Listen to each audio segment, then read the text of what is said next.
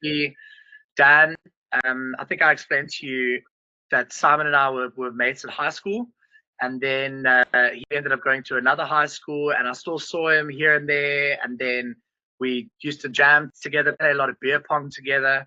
And Those then are good I went times, over to yeah, those were such good times. We had a beer pong team called Starsky and Hutch, and we just used to smash O's. Tuesday nights at Bowls Club, Sunday nights at Dizzy's, baby. Oh, that's great. It was great. But then, yeah, like, I mean, I think, and I'll bring it up again later, the coolest thing about, well, I mean, firstly, Simon and I are great mates, but it's also cool to look back at people that you knew a long time ago, and then you see the way that they grow and push themselves forward in their lives, and you're like, fuck, like that's progression, you know. And it's not a kind of progression that we can imagine when we're kids. We can always think someone's going to do great things, but we don't really know what those things are. And I just think that's a really nice example of it. So that's a little intro to Simon there. Deep way to start us off. But completely agree with you, Tay. Like, yeah, I don't know how you guys feel, but even when I was like, I don't know, 21, 22 years old, like, you're young. We thought we knew everything, and you realize, but I didn't. Yeah. So you're 100% right. You never know how it's going to turn out. Life's a bit of a fight, and it's lekker being older and seeing how everyone's made it work. Yeah, exactly. And then Simon, Dan, and I met in Vietnam. So he's from Rondies. He's a Cape Town lad, but just happened to meet him on that side. We were working for the same company in different branches, and started spending a lot of time together, dude. His wife, he's got a wife named Emma and a daughter named Indigo, and there's another one on the way, arriving. Yeah, the ETA is what, like 3 weeks? Yeah, this is nice. And then we spent a lot of time together. Obviously, did all the English teaching things. Went to some jiu-jitsu, watched UFC together, went on holidays together, and just hung out. And he's just a super lacquer guy with a lot of different interests. And what's crazy about it is, obviously, when you're teaching English together, you don't really dive into a lot of the other shit that you can already do. And Dan's got a background in finance and portfolio management, and then he's also got his CFA level 3, and he's finishing his MBA at the moment. And he's been working in business and financial analysis in Vietnam for the last few years, and now he's sort of in between this and finding another venture, and just he's got a lot of insights into business. He can apply them really well in conversation. We were having catch-ups, and they just worked out super nice. We were like, fuck, why don't we just turn our catch-ups into a podcast? Because we both know lots of people that do cool shit. Why don't we just talk to them about it? And so, I think this is going to be our 3rd or 4th official episode now. So I really appreciate you coming on to join us. And Dan, I'll take you through a flow in a second. But the whole thing is like, we just want to be chill. We want to have clears as well. We want to show people that South Africans know their shit and also are excited to be a part of the international arena. And if you want to go on any tangents, talk about shit that has nothing to do with work, that's cool with us as well. And I think that's where I'll say that I thank you for listening to my TED talk. I don't know who you were talking about before, but I guess it was me. Thanks, Dave.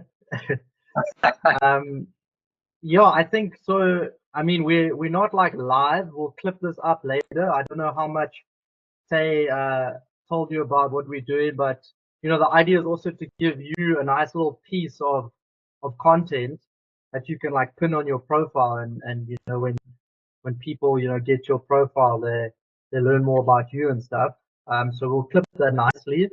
So anything that we don't want, you can just mention like live, like maybe cut that out. We'll do that. Cool.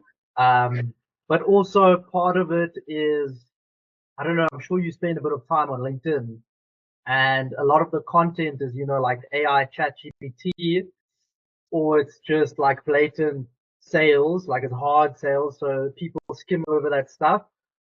And in the middle, it seems people desire a bit of real life content, some authentic stuff.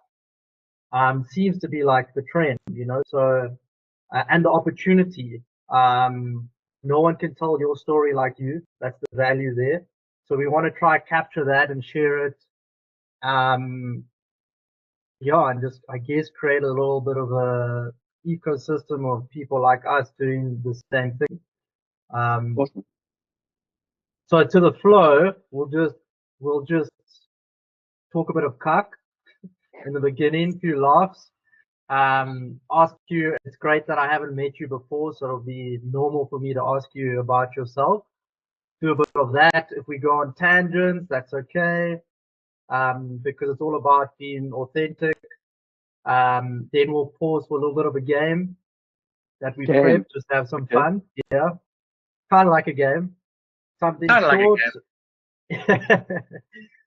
And then we'll come back to, I guess when we start to wrap it up, we'll probably naturally ask you, you know, like how can people, you know, contribute or follow you or things like that. So nothing major. We kind of follow a bit of like principles, but we don't set it up too much. Otherwise, it's a bit rigid and it's just not what we're going for. Does that make a bit of sense? Yeah. Is that right, eh? Hell yeah, baby.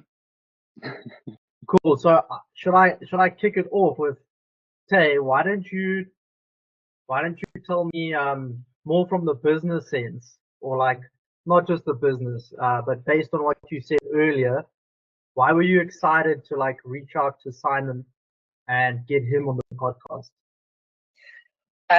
Yeah, so like I said, Simon and I are close homies. We've been friends for like, geez, what's that, like nearly 15 years. But what I just really have always appreciated about the way Simon approaches his business is his concept behind formation. Firstly, I think is just quite a nice way to approach business in general and get people collaborating. But I think why I was excited to introduce him to you is also because of his, you know, his ability to play in the international arena as a small branding agency. Like, you know, when him and I worked together in a co-working space, like he was really sticking his neck out and going to work for intimidating big clients, doing powerful work, and he's not afraid to sell himself and what his team is capable of doing. And his approach to branding and understanding the identity of your company and how that feeds all of the actions that your company takes. It's really just something quite nice for your mind to stick on, because I think all three of us, and another reason why I'm interested to meet you guys, for you guys to meet, is that we're ponderers, right? Like ponder big questions and don't let them sort of hang there.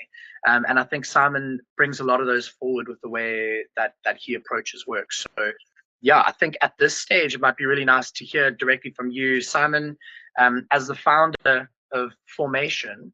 You know, what is your guys' mission? What exactly do you do in as short an explanation as you can? No pressure. So Formation has changed quite a lot in the past year and a half. As of January, February this year, it's actually just me and I'm freelancing. But we were around and pretty damn successful for 5 or so years. I think this is the 6th year of it being officially registered. And like Taylor said, we work with brand identities, or at least that's what we try and specialize in. And the way that I see brand identities is they're essentially the same thing as of humans or a person's identity, in that they're formed by all of the actions that you take. And a lot of your designers out there will say that they sell brand identities, but in actual fact, they sell visual identities. Because a brand identity is how you design your product, how you treat your staff, how you treat your clients, how you treat your surroundings.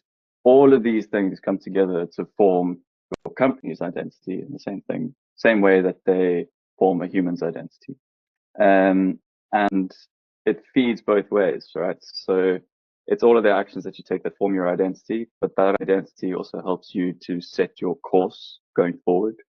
If you have a clearly defined identity and your values are clear and all of the kind of driving forces that you have, just like a person has found themselves, won't go and do certain things a company that's found themselves won't pursue certain opportunities just because they look lucrative in the short term, because they could actually completely destroy you in the long term. So yeah, started out doing mostly visual identities, moved more and more into doing strategic work, and then started doing more and more website development, because that's a nice way to kind of package it all up. Yeah, that's kind of that's epic.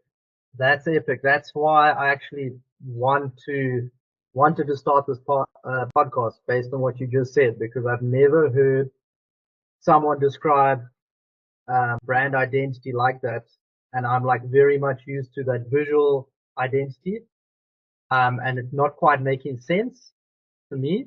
And now the way you describe it is like no one can do that except you. So thank you. That was epic. And now I've got a question, because the way you described it was so comprehensive. Like, are you actively involved with a bit of like business strategy? I mean, when you work with your clients, because I guess you might ask them some questions, challenge them a little bit, and they have to reconsider things. Is that, you see that a lot of the time? I've tried to do it more and more. Obviously, being younger, it's not always taken on. But as I've gotten older and older, I've gotten to work more and more in that capacity. But it's not really like, you can't help someone who doesn't want to help themselves, right? So it's not necessarily that I'll go like, oh, you should go and launch a new product, or you should change how you develop this product. But through conversation and asking questions, you kind of start to align more and more, or realize, this is not going to work. I'm just going to work on this in a transactional capacity. Okay, so I mean, I'm sure a lot of people, especially youngsters, experience that as well. I mean, I'm sure I myself did, but probably 50% of the time I was the one who was inexperienced and probably missing the target. But I mean, how do you manage that? Like, as you've gotten older, do you, instead of outright saying something, do you slowly start, like, I don't know, I guess, feeling the person out and nudging them in a direction and seeing if they like open up and ask you what you think? Yeah, that's all questions. Like, selling is not really, or at least effective selling is not really saying, here's my product, buy my product. It's just, at least when you're working in a service capacity, it's much more sitting there asking like, okay, so you come to me wanting a website or a logo. What is it that's driven your decision to want this website or a logo? What's the challenge that you're trying to overcome? They're like, oh, well, you know, we used to get 100 leads a month, and now we're getting 50 leads a month, and we think that a new visual identity is going to change that. And well, changing your colors isn't really going to change how someone sees your product. But so what is it that you could do to potentially make it more simple to find your services? Or maybe it's a marketing issue. So just through questions, you kind of slowly diagnose the problem. And I mean, how did you arrive at that understanding? I mean, was it always something in your mind when you started out with Formation, or? Yes and no. It's, I mean, Formation's not my first company. I had another company with two friends called 𝐒𝐿𝐻, where we were much more kind of reactive. We got an opportunity and pursued that opportunity. We had our first client brought us into a project and asked us if we could do 3D modeling. We were like, yeah. So we scoured the city and found a 3D modeler, and she was amazing and helped us do this job. And that kind of built that relationship going forward. But just absorbing content. I've been lucky enough to have a mentor who's been amazing.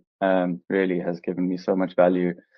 And yeah, just through experience and realizing that putting forward a pitch deck of 30 pages, a whole bunch of really good IP doesn't really get you anywhere. So my proposals are now 1 page of costs, 1 page of process, 1 page of sort of terms, and don't give any IP. Rather just have a conversation and then give a proposal for how I could solve your solution, and put more what it's going to cost me to do that. Solve your problem, sorry. Yeah. So, yeah, I mean, you mentioned, Nana, that you're doing like sort of mainly looking in the freelance game at the moment, and I know you had people working with you at Formation before. So at this stage, like when you're taking on new work and you're freelancing, are you bringing other people into those jobs with you, or are you mainly doing it on your own? No, bringing in freelancers for as much as I can. I prefer sort of managing work and being the kind of go-between between the client and the execution people. Not that I don't enjoy the execution, but it's just where I found myself more and more.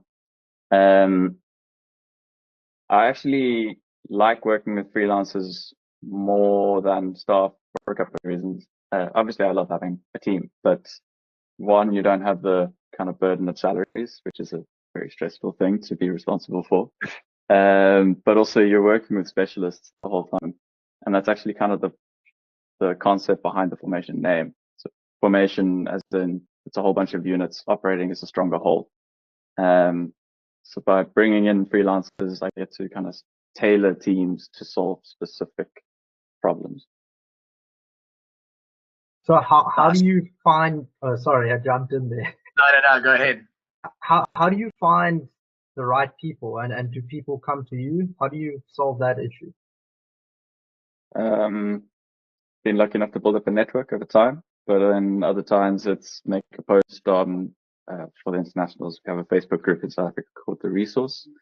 Make a post on there and then sift through 101 applications, which is always fun.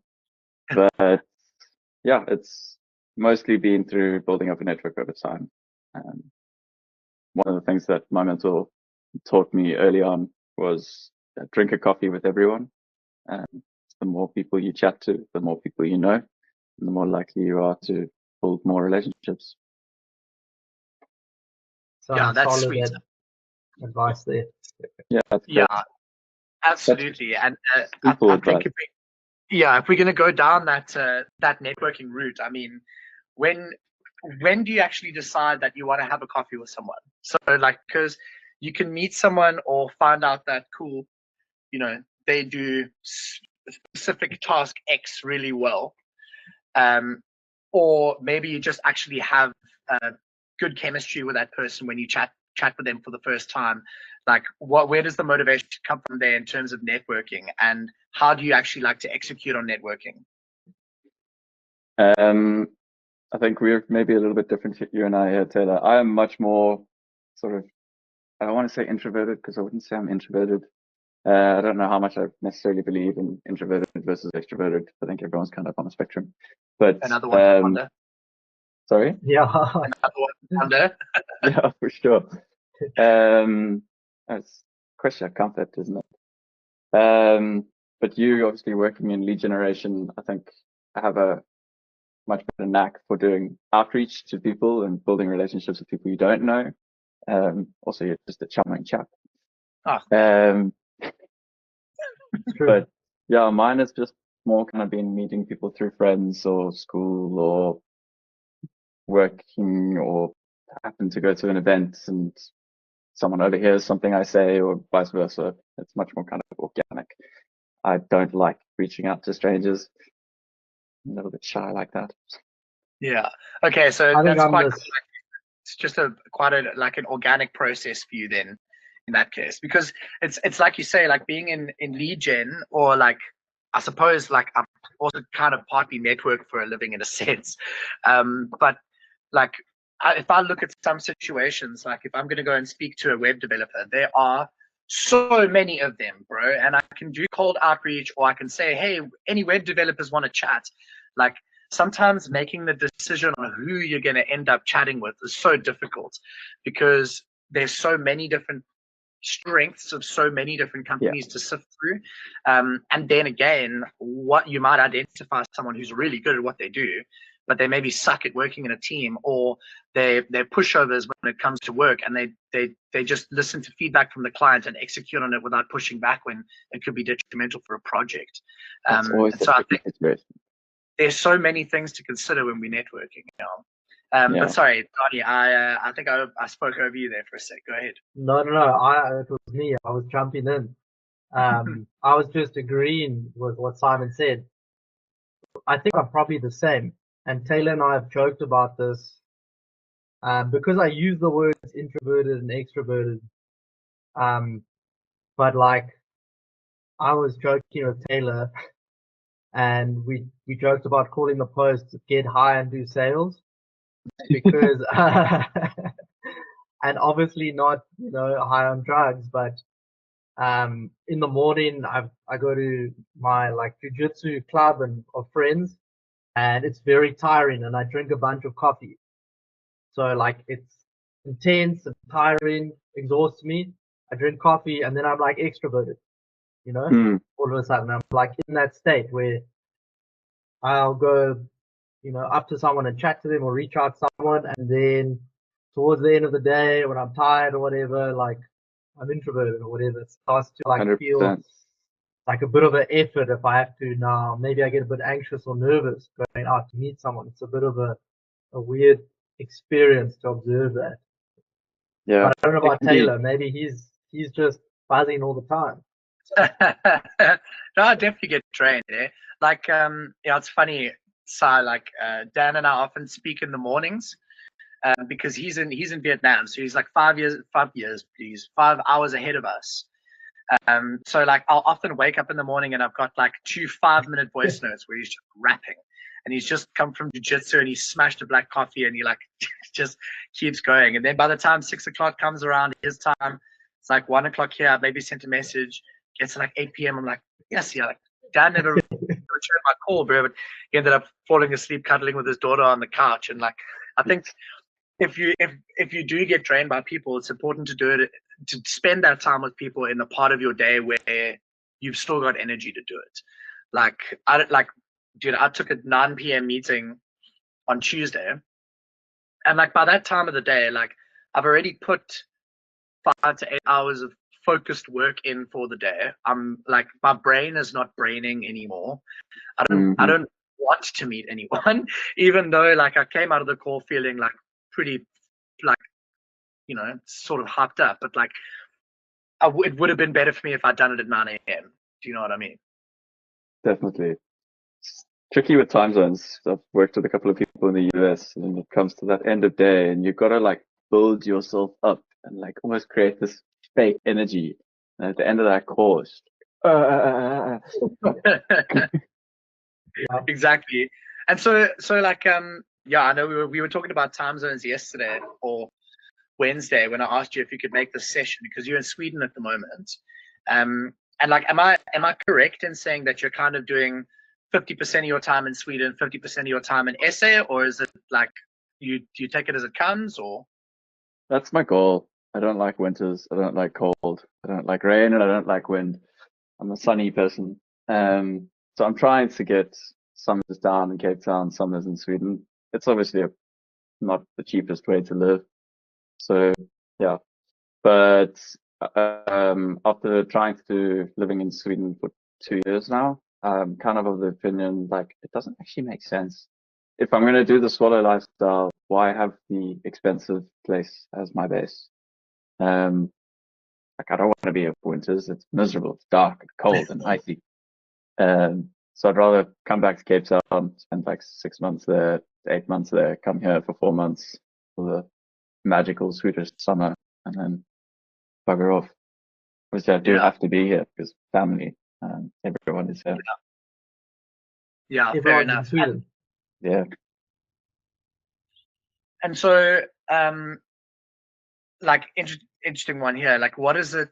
Are there any things about South Africa that you miss a lot when you're in Sweden? Obviously friends and everything, but the big thing for me is Uber Eats, man. Really? Yeah. We've got it here, but it's like 4 times the price, both delivery and food itself. And the quality of food in Cape Town is just world class. Like nothing tops Cape Town's restaurants. They're amazing. Yeah, we do have a lot of access to that there, eh? Mm-hmm. Yeah, when I was last down now, did you ever go to a restaurant called 𝐒𝐿𝐴? Yes. At pasta place. Right. We went there for a growth experts dinner when I was down, and it blew my mind. Like 6 different pastas, dude, in one sitting. Like that's absolutely my vibe. Yeah, and the cocktails are really good too. We did my Yeah. birthday there a few years back, and Oh, nice. lots of good wine and cocktails and pasta. Oh, it was great. Nice. I Yeah, think Taylor had a bit of a headache the next day after that, if I recall. I did. I did. I did. Yeah, but it was super nice. And yeah, it's like you say, the access to really, really good food in Cape Town is incredible. Just because it's such a creative hub. And I mean, yeah, Simon, I know you like to cook as well, and so does Donnie, and so do I. It's like I think it's quite a cool creative outlet, and for a creative city, it makes sense that we've got good food around there or good nightlife. We've also just got so much variety. Like everything except for snow, you can find within like 2 hours. Everything in the world except for snow, you can find within like a 2 hour circle of Cape Town. Got Totally winelands, true. mountains, beaches. Cannot warm oceans. Don't have that. Yeah, that's true. Otherwise, Well, it's a 2 hour flight to Durban. this is true. Yeah, 2 hours, but like an extended little prong. Yeah, yeah, and you might get some sort of infection from the water. That's the other thing about Durban. But anyway, cool, man. So, like, let's maybe just talk about formation just a couple more minutes, and then we can move on to like a little game or something. But what do you think sort of differentiates you guys at the moment? Because I mean, I don't know of too many brand identity specialists, so that's obviously one thing. But if you compare yourself to other businesses in the strategy space, like where do you think you stand out? Sure. I guess I should actually have a pretty damn good answer for this, considering I help others to develop it. So. But it's always how it goes as well. It's like, yeah, maybe his car shop and his car sucks. Papa's children never have shoes, right? Yeah, exactly. Yeah. No, I think a big thing for me is I want to help businesses that already have some sort of sense of purpose. I think purpose is a major thing for any business and any person. And like, I don't think anyone should start a business with the intention of making money. Money is the result that you have for running a good business. It's like a vote of support from your customers. And that's also why I land up working mostly with service-based businesses or purpose-driven product businesses. There's very few kind of more transactionally driven companies that I can work with because it's just doesn't really interest me. Obviously, I'm being utopian in my ideals because some businesses are purely practical. There's not going to be a plumber with ambitions to change the world through how he plumbs houses, for example. Well, actually, I might be wrong. Maybe there's some new innovation in plumbing technology that could make massive differences in how we waste water. I don't know. But yeah, I think that's my main thing is working with purpose-driven businesses, or at least people that have an ambition to drive some sort of change. And I like to help them to put their finger on what exactly that is and how to communicate it effectively and potentially create break-off services from that. Yeah. Nice. So, do you have a, I mean, I don't know if this is a repeat of the same question in a way, but like, do you have a favorite type of business to work with? Like, is there, if you could pick and choose, would it just be purposeful people and stuff, or is there like a bit more of a specific category that, like, if you could find more of those, that you would go straight to them? Lots of money. Yeah. No, I'm kidding. Well, half kidding. No, I wouldn't say so. Part of what I like about the marketing world and getting to work in the marketing world is that you get to work with so many different kinds of businesses and different industries, and you get to solve problems across all of these different sectors. And then you gain these kind of cross-category learnings that you can then apply to other companies. Because usually their problems are pretty damn similar. They're just wearing different clothes, so to speak.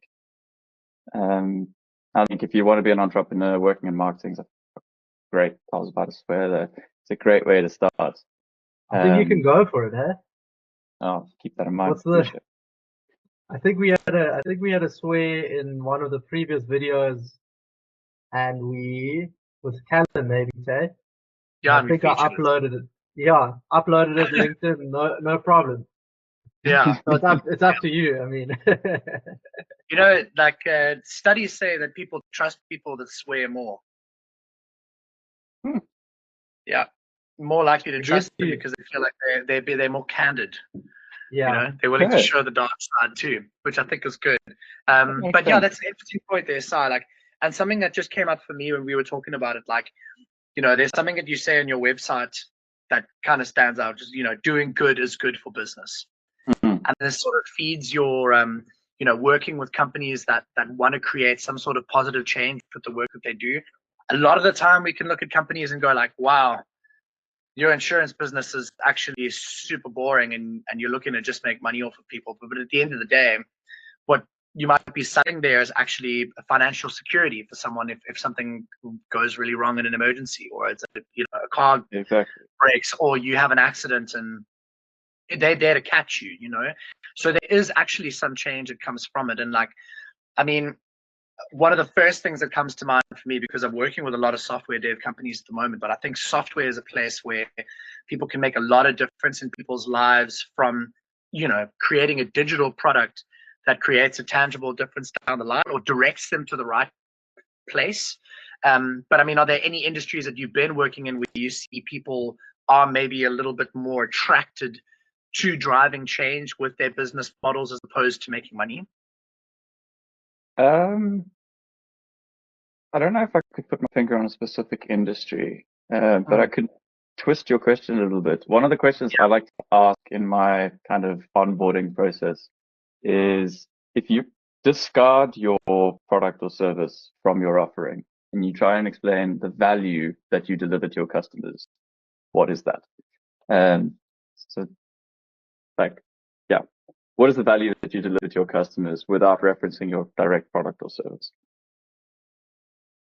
Great. Yeah, I think it's a nice way to kind of start to understand, like, okay, well, what is the purpose behind my company? So, for example, in the insurance business, you said it so nicely. It's providing people a form of security for the problems that they can't anticipate, which then begs the question, like, why the fuck do insurance companies not cover acts of God?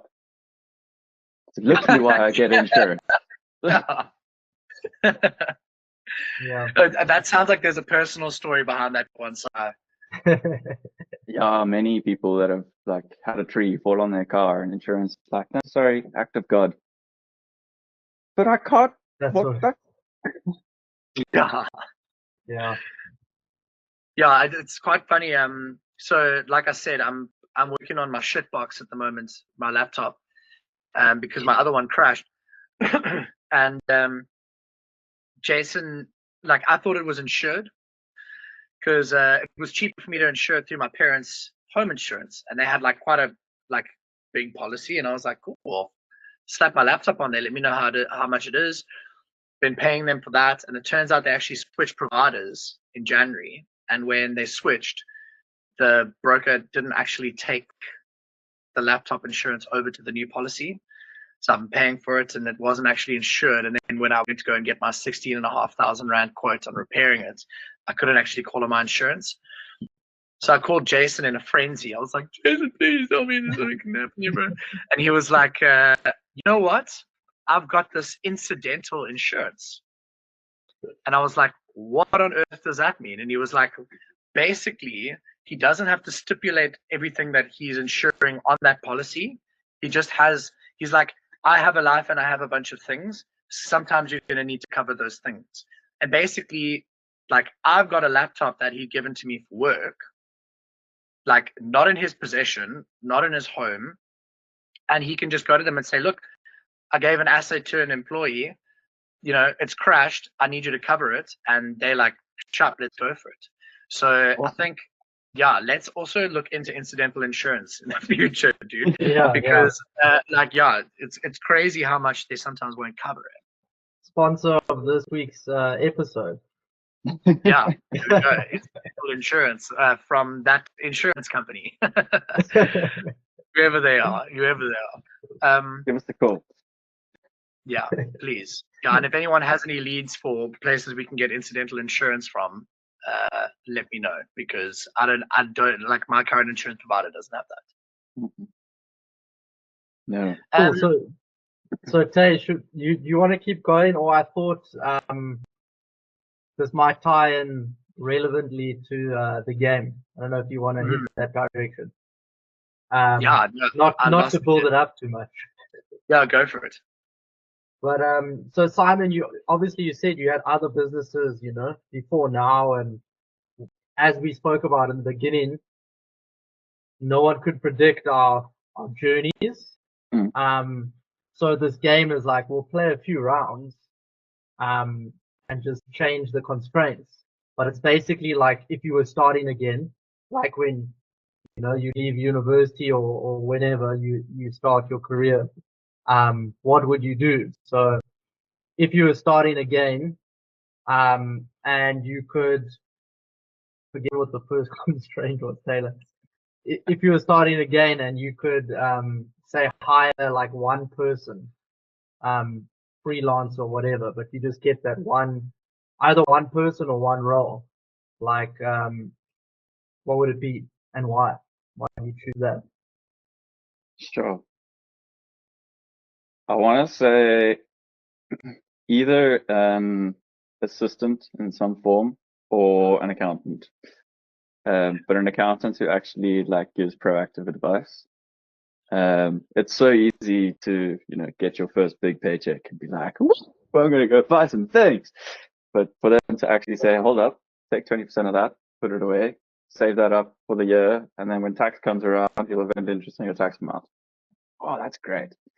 So those kinds of things would be really nice. And the assistant, because it's so easy, especially when you have like an execution driven job and you're not in an administrative role, like juggling, doing all your admin and doing all your billing and doing all of that stuff while you have clients to service is a nightmare. And it lands up doing 10, 12-hour days a lot. Great. I've heard people mention the accountant a few times. They like hire a good accountant early on. Do it. Yeah, I think even in a personal capacity, like you know, if there was like that question of like, what's the one thing that you might regret in your life? It's like, if I were to look back, it's like, of all the time I spent working overseas and, you know, working in performance and stuff like that, I wish I'd just taken even 500 Rand or 1,000 Rand over those years and put it somewhere where it can grow. Because now if I look back, it's like, I can't catch up on 10 years of compound interest, by starting now. And I mean, look, I've started, but like it's that financial aspect and making those decisions early on, even when we know how to do them. It's funny that there's things that we actually put off only until later, which I think is, and like, yeah, that's why I think the accountant's a really good shout there. But yeah, I also feel you're on the personal assistant or like this admin assistant, because yeah, if I could even in my current role, like, I mean, I don't do much admin, but even if I just had somebody to handle my emails, bro, it would just make life a lot easier, or my socials, because especially when you're sitting around doing other people's marketing all day, like to come around and do your own at the end of the day is like you don't have energy for it. That's a nightmare. Yeah. Okay. Cool, like, so like if we now, yeah, let's round to it, dude. So if you had to go back and start again, right? Now, like you can bring anything from now to, you don't need to worry about the time. But if you were to go back and start again, what's one tool that you would take back with you to employ in your business every day? One tool that you maybe only stumbled on recently, but has helped you a lot. Sure. Cool.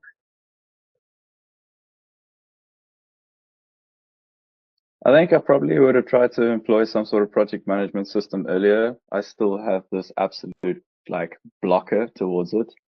I totally see the value, and we tried to implement it formation a couple of times, and we did eventually get it right. But I myself obviously had a bit of a bias as like the guy who runs the company doesn't have to do it. but I just can't. I can't bring myself to sit and do it. But if I started early and grasped the value at it, maybe I'd be less averse to actually using it myself. Fair enough. And what are you using? We tried a lot of them. Went through Monday, went through Asana, and landed up using one called the Vasa. Okay. I don't hear a lot of people talk about, but it's actually really good and it's very cost effective. Oh, nice. Because we had to also then start using what is called it's time management software outside of. We also use ClickUp. Okay. We had a time management software alongside ClickUp, which was an extra expense, but Avasa had it all. It was great. Okay. Nice. Yeah, I've used a few of those as well. And like one of the things I liked about Asana was that unicorn that pops up when you finish a task. That was pretty cool. But yeah, we've been using one called Basecamp. And honestly, that feels like it's changed everything for me because it has all the functions in it. Like people obviously loved Asana as well because it brought those Trello Kanban boards into it. And you can move things along in their development, especially if like people in development that want to use agile methodologies or anything like that. It's really useful. But Basecamp for me has been awesome because it's a work productivity tool, but it doesn't feel like a work tool. Like, you know, like I can paste something in our communication channel on there. It's kind of like it's got a little Slack thing embedded in it as well. Like I'll post something in one of our channels, and if it's cool, like one of my teammates will give me a little fire emoji and stuff. Then I don't feel like I'm working. You know what I mean? Nice. I guess it's a bit of an optimistic one, but another thing I'd like to bring back is AI, having that sooner, especially in terms of like project management. Like if I could send a message to someone and say, hey, I really need this thing done by this date. These are the specifics of the task. If AI could just go and be like, I see this message and create a task for you. That would make me so happy. God, that would make me happy. Yeah. And then it sees that I sent off the files to the client in another channel, and then it goes and marks the task as done. Oh, yes. Have you been fiddling much with AI for that kind of thing, or? No. I've used it a little bit for like, you know, either playing around and just seeing like how sentient is this thing, or also used it to create some content. But other than that, I haven't really done much. Yeah, I think it's so cool what is possible there, but you can get stuck in a rabbit hole so quickly. Like I think like, okay, cool. I'm gonna go and research how I can get ChatGPT to integrate with Google Sheets, and then like next thing I'm on a completely different tool and it's taking over my computer. You know, like that's just how it just seems to work. I saw this guy. Sorry, on that, Teo, you can try this out. This guy uses AppScript, I think it's called, whichever is the one that Google uses, and he uses that to like do stuff with Google Sheets. I don't know AppScript, but he uses ChatGPT, you know, to create the AppScript and then create some automations. And I've always wanted to actually try it out. I just haven't. So there I am sharing something I haven't tried, but maybe you guys tried it and it works. Yeah, nice. I saw someone doing using ChatGPT for some really sick lead enrichment stuff a little while ago. So like you can export your contact list or whatever into a spreadsheet. And then if you include their LinkedIn profile link and like some basic information about what they do for who, you can basically insert prompts as spreadsheet formulas.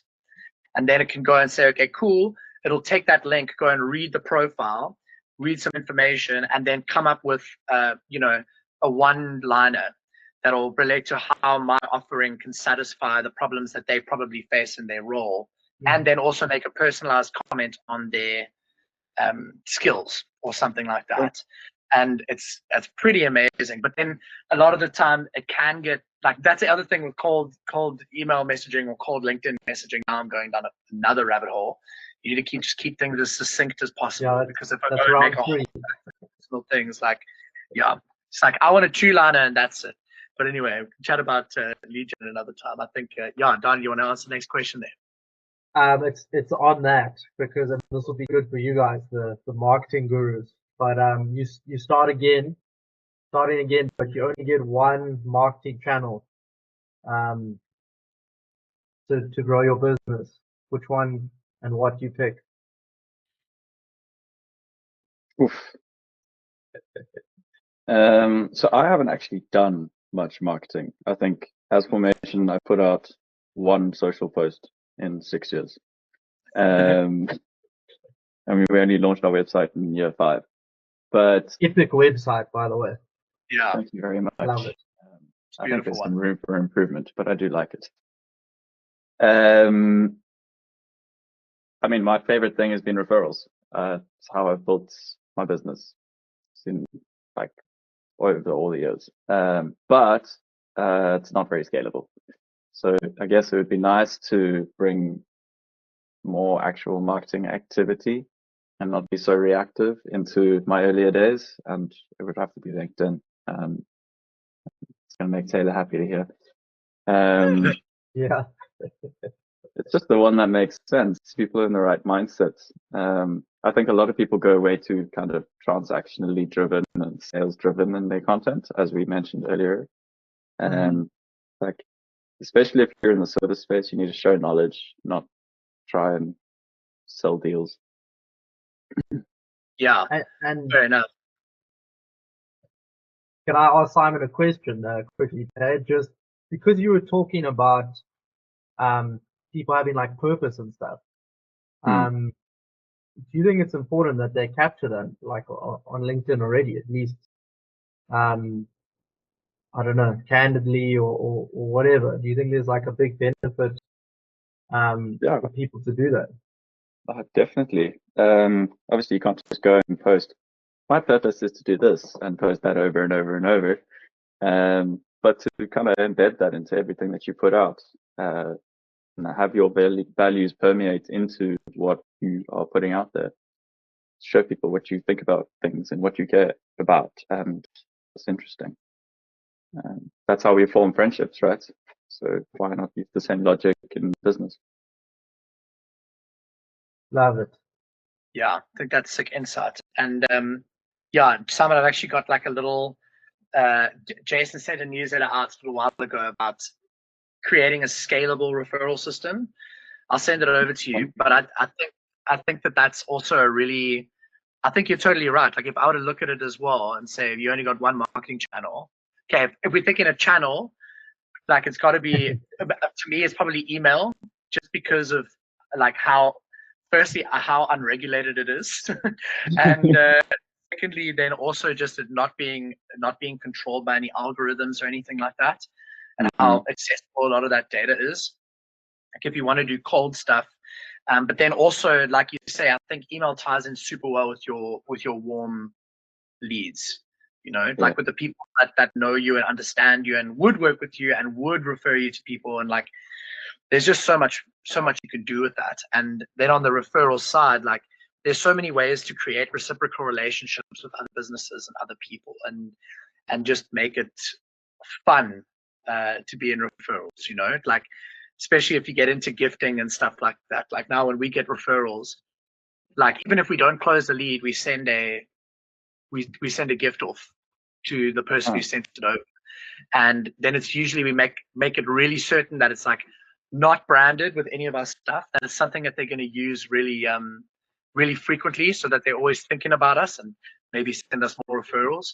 But like, you know, getting to know something about a person and then giving them something that you know is going to make them happy, it is super sick. Like, I mean, Simon, if you were to send a referral over, like, I'd probably send you like a chef's knife or something, because I know you're going to use it and I know you're going to dig it, and then you can send me a new driver or a circuit. I know what I'd send you. What's I don't think I'll share it on the podcast. Fair enough. Naughty. All three of us will take one of those. Yeah, cool. And then, yeah, I think you know, another thing that sort of drives it forward, like, or drives you forward, going going on, because I mean, geez, that was not good English. But on my little entrepreneurial journey before I joined Growth Experts, something that I sickled with a lot was the mindset. Because, you know, we can have days as an entrepreneur where you take 3 L's back to back, dude, and it sucks. And you're just working through like a really negative feeling about what's going on, even though you're putting in all this work. And then you have that one day that turns everything around and you land 2 deals, or maybe something comes together, you find a solution for something really quickly. If you're looking at mindset, maybe lessons or something that you learned from your mentor, like over the last few years, what's one piece of mindset advice or just general advice that you would take back to yourself and tell Sleuth Simon, this is what you should focus on?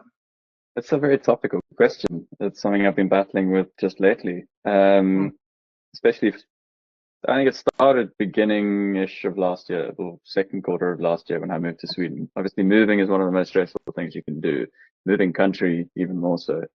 And moving away from all my friends. Like, my friends are my family, so getting away from them has been tough. So that, and then recession hitting and clients getting hit pretty hard, and all of these things compounded and put me into a pretty difficult space. But what I can do is give yourself some frame of accountability that's not necessarily only driven by yourself. So 2 things I've done, or 3 things if you count the mentor, is I joined EOA, which is Entrepreneurial Organization Accelerator. That format, amazing. I mean, they've got loads to offer. They've got all these learning events and like networking events and all that stuff. But the main thing I got value from there was being put into a group of other entrepreneurs where we just sat in a room with total confidentiality and spoke about our problems. Pretty much follows the NA or AA kind of format where you talk about your problems and other people give experiences. You don't give any advice. You just say like, oh yeah, I had a similar experience where my girlfriend did this, that, and this is how I handled that situation, and this is what resulted in it. And then I can take my own learnings from that.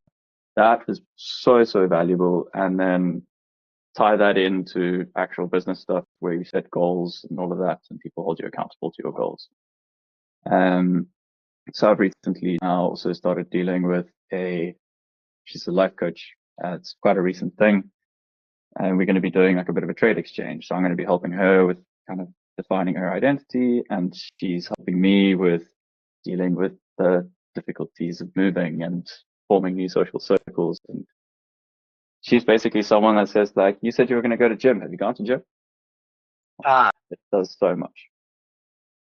Yeah. Nice. So yeah, community, like building a community and building accountability through that, That's excellent advice. Yeah. And then think about your goals. Yeah, exactly. And do something to get there. Like Yeah. I don't know if you've also been through this stage, but like it was probably while I was back in NAM and in the first like year or 2 since I came back. Like now these days I read every now and again. My boss will send me a book and then I'll give that a read, and that's great. But I mainly read fiction because like, or sci-fi or fantasy or something like that, because when I was going through the stage of reading personal development books all the time, I felt like I was being super introspective and like looking at, you know, like if I'm thinking about productivity or I'm thinking about how to build a business, I'm like, it's always looking at yourself and thinking, am I doing enough? And where your head is like can create problems for you there is that it's like an echo chamber. You're looking at these examples of people. It's all like, you know, like looking at hot people on Instagram, you know, it's like, man, I am so fat compared to this dude. But like, this guy is so successful compared to me. What am I not doing enough? And if you don't actually verbalize any of that stuff or speak about what you're trying to do with other people in reality, like you can actually put yourself in a negative feedback loop and put yourself in a worse position. It's why, like, you know, speaking about your mentor, I think resonates with me a lot, because one of the things I struggled with a lot in running my own business was not being able to ask somebody for advice. I didn't have anyone that was much more experienced than me in my industry. And now being able to turn around to someone and say like, fuck, I don't know how to set up this integration. Or like, dude, I messed up with a client and I said something I shouldn't have said. I feel really bad about this thing. You know, like, how can I fix it? And have them turn around and say like, look, dude, here's where you should nail it down. Give it a go.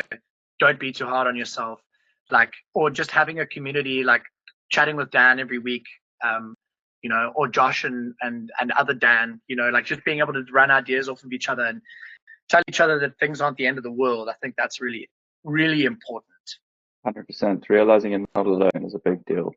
And you mentioned like reading all the self-help books or professional development books and all of that. It is exactly the same as social media and creating this kind of negative feedback loop of comparing yourself. And that ties back to what we were speaking about with purpose in business as well, is if you're constantly comparing yourself to your competitors, you're not going to be like growing all that much. You're going to be constantly chasing someone else's tail. Whereas if you have a purpose, you're only competing with yourself. And you start to like judge your performance of how well am I measuring up to what I was doing before. And that's, I think, a much healthier way to do things, because like, why compare yourself? It's not going to give you anything. I love getting onto the deep topic, because I feel like people don't, or maybe I just don't get a chance, but we don't talk about it enough. And I think what we're touching on is like what it's like to be human in a way. Like you said, brand identity is human identity. You need to have a purpose. If you have a purpose, you don't really give a fuck about what the competitors are doing. You're doing your thing that you believe in. And if it like completely makes sense for you, it's like kind of that's why you're here, and your collection of life experiences is like pointing you to this purpose. And I think it can just like make you feel happy, and then you sort of better to be around. So yeah, I love that. Okay. Sorry, I didn't mean to cut you off. No, I actually we got so deep, I was like looking out into the distance out the window. But so I mean, I've gone through some difficult times, the same timeline as you, really, over the past year, and like got a baby and stuff coming. And like I was saying, sometimes I'm introverted and forced myself to, I met this guy here. He's like 51. He's a good friend now. His name's Brian. Hopefully we get him on the podcast. But I saw him in the gym. This guy just like doing pull-ups, and like you couldn't even. I lost count. I'm like, Jesus. And I didn't know he was 50. And he came and introduced himself to me. And he organized this rucking group. Rucking, you put that weighted bag on, and it's for free. Like, I mean, there's no costs, and he provides some of the rucks for people and just invites anyone. And you get this weird buzz when you start walking. I guess kind of like going hiking, because there's a weight and you're walking, so the motion, and there's a bit of exercise, and you start talking, and it's become this little community, kind of like you guys described, where you talk about your problems and stuff, and you can just like, you naturally end up walking in pairs, and you have these epic conversations. You feel great afterwards. And it's this little, I don't know, human community that's just like come together. I get a massive boost from going in there and just like, you know, chatting. Awesome. More so than any of these other like tricks or tactics or whatever. Yeah. We're social animals, right? Like, if you lose community, you lose yourself. And easy to lose community, right? These days. Very. Yeah, it is. Very, very. It's like when we look at it, like with our how accessible tech is for us these days as well. We think that it makes it easier for us to be closer to people, but you still need to actually take that action. Like for me, one thing I've always been terrible at is like keeping in touch with people that are far away from me. Like I think about them all the time, but like I'm busy. So like I'll think about Simon today and I think, oh man, I must get in touch with Simon, like miss that guy. And then I don't give him a call. And then it's like, now it's a month later and I'm like, damn it, I like told myself I was going to call Simon and I didn't. And it's like, it's a lot easier to create that community with people when you can be around them as well.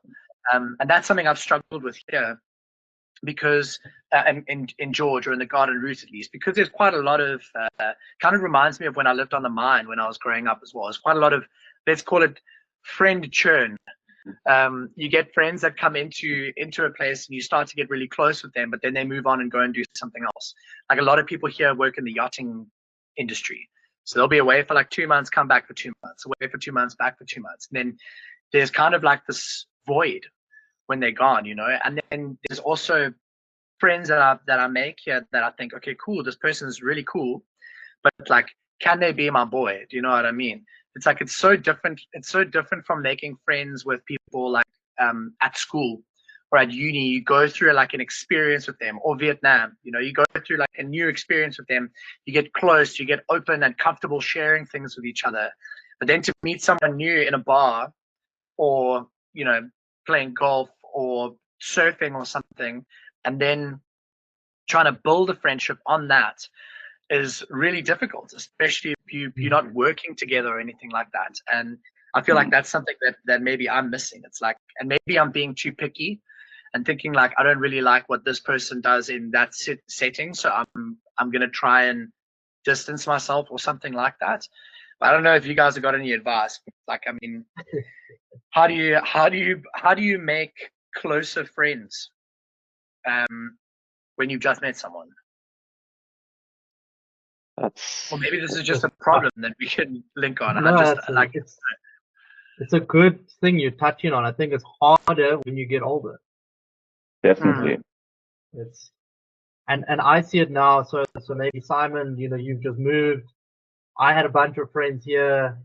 They move. I might move. Like you very quickly. There was a time in Ho Chi Minh when Taylor was still here, where like I had more close friends around me here than in Cape Town. Most of them were South African, like purely by chance. But you know, very quickly people move and stuff, and suddenly you're like, you're caught in what Taylor's been describing, and then you're like, oh, I'm 30 now, and I'm feeling a little bit introverted. I don't feel like meeting new people.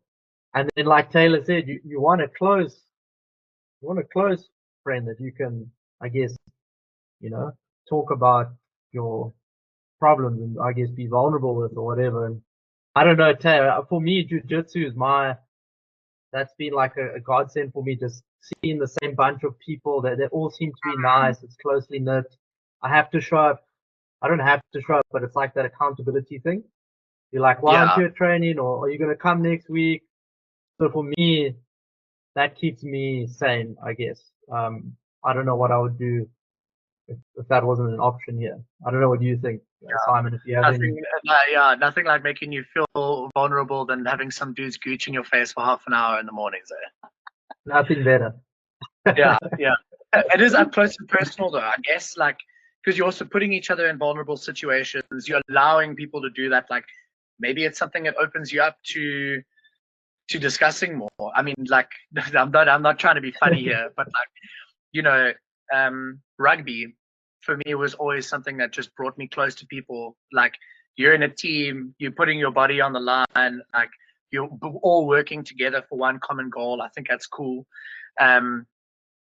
But yeah, I mean, I've met this guy here. His name's Steve, and he does these men's retreats. So it's like 9 days, right? Phones, laptops, everything get left behind. You're all mission to the Kruger, and you put everything that you're going to need for those 9 days on your back, and you trek for 9 days, and you sleep in caves and shit. And then at night, you all sit and you share problems. It's like he says it's a bit weird. Like, it gets to a point where O's are like screaming and crying and stuff, but they come out of there as like brothers. which, Sounds and I think awesome. yeah, it does, right? It sounds weird, but it also sounds really Yeah. great. Like, because it's something that we totally disconnect ourselves from these days. We don't make time for that kind of thing, to sit down with people and share about stuff that's like maybe going on in your life, or just being vulnerable and letting people in. And like Simon said, we are social animals, bro. Like, we need to do this kind of thing. And that's a primal activity. Like we used to do that to get our food. So Yeah.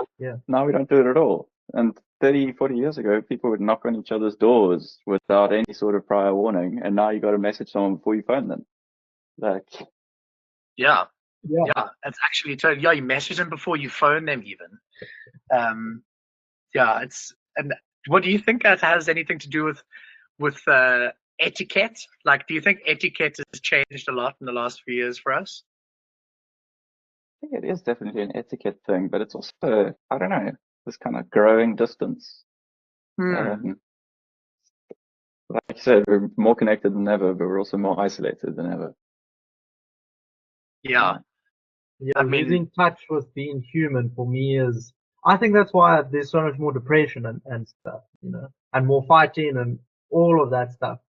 If there was more being together, more being outside, more natural, just natural stuff, I think maybe we would focus more on the important problems and maybe get along better. I think it's a Mm. bizarre thing. If you pretend you're an alien and you run this exercise and you watch us as these intelligent animals, but also being bound by being animals, it's a weird thing. And then you catch yourself behaving like, you know, in this non-human way, and then you become aware. It's bizarre. It is. it is. It is. And like, yeah, I think we're also reaching a stage in our human experience where we're becoming cyborgs. Like, we've got, like, just having headphones or a phone. Like, I rely on my phone so much for information and for communication. Like, if I was without it for a week, I'd probably get stupid. Not literally, but like, you know, it's we're so reliant on having access to information and access to other people, that we almost isolate ourselves from even having a conversation. Like, if I want to know how to bake a bread, I'm probably going to go on YouTube, or I'm going to go and look for a recipe online. I'm not going to call my mom. And Yeah. that's probably something that I would have done just a few years ago instead, because it's so accessible now. And we rely on it. Like, maybe we forget about other stuff. That's And I don't actually know how helpful. much time Simon has, because I mean we could keep going, but I'll just, on your last one, I don't know if you would become more. It's not that you would become dumb from not having your phone. Like, yes, there's information and access there, but there's human intelligence, and I think this is what we were touching on before. It's like human intelligence, like, for example, giving birth. So my wife and I, we had our first baby 4 years ago, 4.5, made in Vietnam, born in South Africa.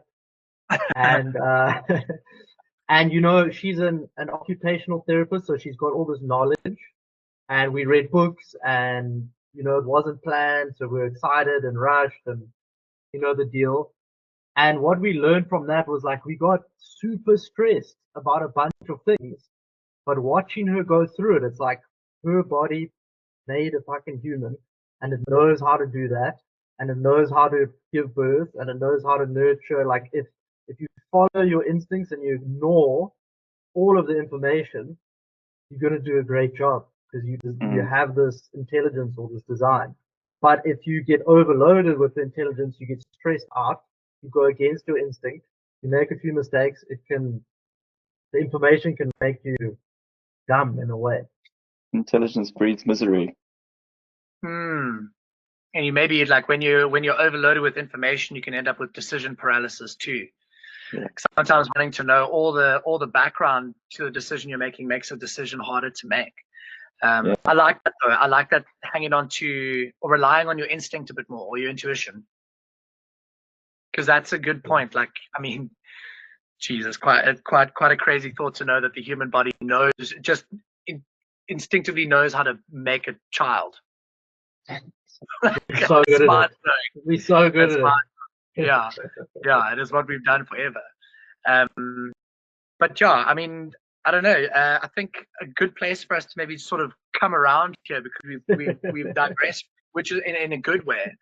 I think we've had some good conversations. But like, look, Simon, if people watch this, or if people like the way that you're approaching things, what are some ways for them to get involved in what you're doing, or ways for them to get hold of you? Find me on LinkedIn, pop me a message, or send me an email. I don't know if this is going out with like a description where the email will be, or it's Simon@fgroup.xyz. Yeah, give me a shout. Nice. And nice. Are there any? Go, Dan. Simon, who, like, if I'm a freelancer, what type of freelancers are great to get in touch with you? Fellow, like, purpose-driven freelancers, or you're like passionate, anyone? Yeah, anyone really that deems themselves good and passionate and keen to always improve. I mean, I've worked with videographers, animators, web developers, designers, UX designers. Things come across my desk, and I always need people to help me to build them. So, shout. Nice. And yeah, final question for me. Are there any projects coming up for you at the moment that you're really excited about? Or if there's nothing particularly specifically exciting going on right now, what kind of projects do you want to get involved in more? At the moment, it's not that I've got anything particularly exciting in the pipeline, but in terms of things that I'd like to get involved with more, software solutions definitely is something that interests me. I find user experience and marketing and kind of just general software development to go hand in hand. So many people will go and develop a platform without any sort of plan on how they actually go to market with it. And then they build up a platform that lacks half of the features that actually are required for good user experience. So yeah, software is really interesting.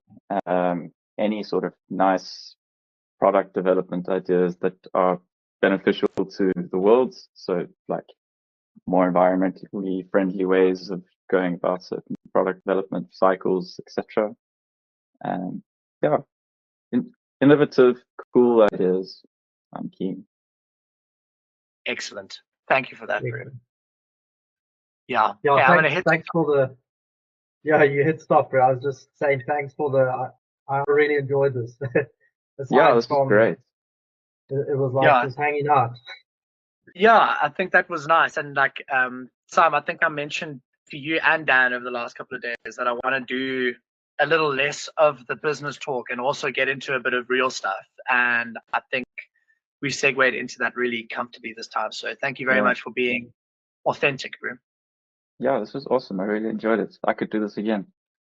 Yeah. Yeah, let's. Nice. And we will. Awesome. Yeah.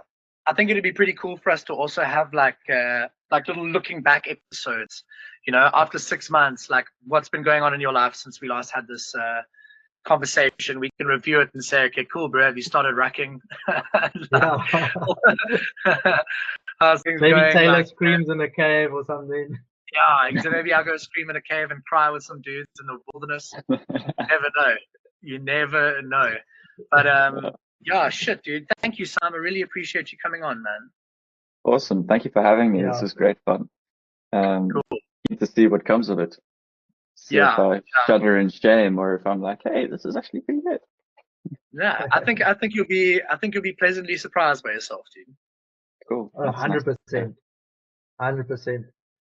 We'll clip some stuff up next week, and I'll add you on LinkedIn. I haven't done that yet, and let you know when we're planning on posting things. We usually go for like a Tuesday, hey Tay, but yeah, usually a Tuesday.